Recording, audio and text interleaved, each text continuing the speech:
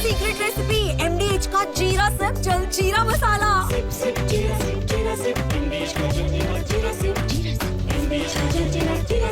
Putin की शर्त पर जेलेंस्की की दो टूक देखिए सामने आ गई है।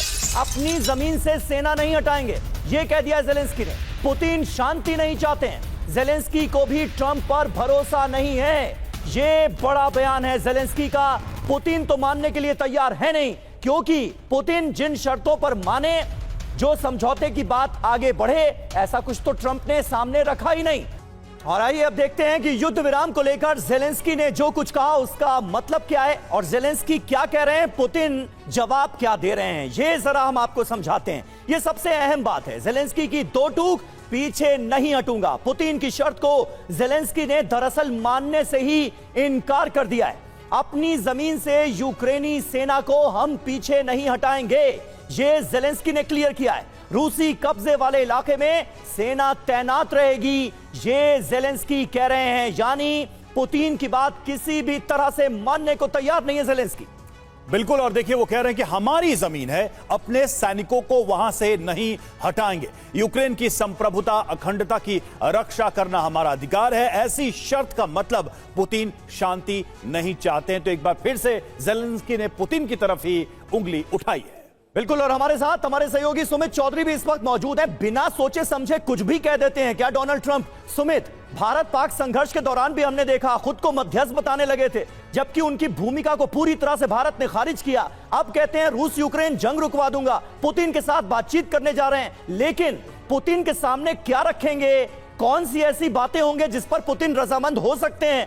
कुछ तो नजर नहीं आ रहा है, पूरी तरह से हवाई बातें हैं क्या? देखिए समीर, करीबन 6 से 7 बार ऐसा हो चुका है कि डोनाल्ड ट्रंप इस बात का ऐलान कर चुके हैं कि पीस टॉक लगभग पूरे होने वाले हैं और दोनों देशों के नेता उनकी बात मान रहे हैं। लेकिन और सारी बार ये साबित हुआ है कि डोनाल्ड ट्रंप ना ही अपनी बात को कन्विंस करने में, ना ही दोनों लीडर्स को अपने साथ अपनी स्टेटमेंट में इंक्लूड करने में शामिल हो पाए। यानी वो जो बात कहते हैं उसके उत्तर, यानी उसके बिल्कुल अलग जेलेंस्की बात कह देते हैं या फिर पुतिन बात कह देते हैं। इसका सबसे बड़ा कारण यह है कि पुतिन और जेलेंस्की के बीच में जो डीप मिसट्रस्ट वाला लाइन है वो सबसे इंपॉर्टेंट है, क्योंकि दोनों नेता एक दूसरे पे विश्वास नहीं करते। खासतौर पर जेलेंस्की की जो आप कह सकते हैं कि जो तरीका रहा है खासतौर पर नेगोशिएशंस को लेकर, उसको लेकर एक बड़ा सवाल खड़ा हो रहा है। और अभी जेलेंस्की जाते हैं, ये मानते हैं कि वो ना तो अपनी सेना पीछे हटाना चाह रहे हैं और ना ही वो चाहते हैं कि जो नाटो मेंबर्स हैं उसको इसमें इंक्लूड किया जाए। शायद यही सबसे बड़ा आप कह सकते हैं लैकिंग पॉइंट है, जिसमें डोनाल्ड ट्रंप इनको मैनेज नहीं कर पा रहे।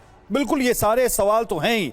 और सिंगल सर, एक चीज मैं आपसे इस पर कमेंट चाहूंगा कि क्या सिर्फ और सिर्फ आर्म ट्विस्टिंग ही एक डिप्लोमेसी है ट्रंप की, जिसको वो इधर उधर दिखा के कोशिश कर रहे हैं? क्योंकि अगर किसी को मध्यस्थ बनना होता है तो उसको ग्राउंड रियलिटी के साथ कुछ एश्योरेंस भी देना होता है।